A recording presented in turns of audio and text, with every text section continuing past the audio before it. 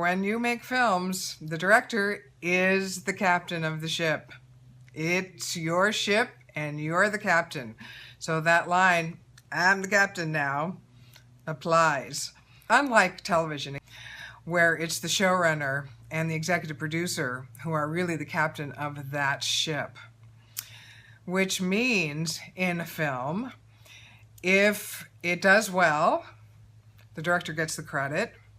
If it doesn't do well, the actors don't get blamed and the writer doesn't get blamed, the director gets blamed. Yeah, the director gets blamed. As a director, you pay special attention to the script, and on my current feature that I've been working on, I have been paying a lot of attention to the script and been giving notes to the writer and having her work on specific parts of the script that I think need work, because ultimately it's going to fall back on me to make the project the best it can possibly be.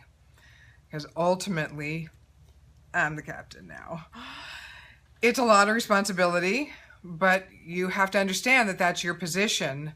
If you don't understand that that's your position, then you would default to letting someone else take that position, and no one would take that position. And somebody has to be the captain, and it has to be you.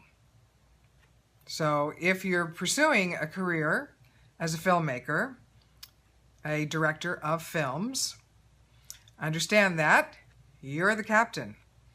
And you have to have that kind of personality that you have to be willing to take charge and be willing to tell people what to do in a nice way, and have the kind of personality that you can command a lot of respect and get people to do what you want them to do and get a lot of people to be in agreement with you. You have a whole crew of people, actors included, who will all be there with you, all rowing in the same direction, so that you don't have a few people trying to go off in this direction when you all want to go in this direction, because then that makes for cross purposes and you're not going to get the job done the way you want to get it done in a timely fashion. You can't default to not having a vision for what the whole project is going to look like and sound like and feel like, so that you know what to tell people when they come to you and say, "What do you want? What do you want this? Where do you want here? Where do you want this? How do you want this?"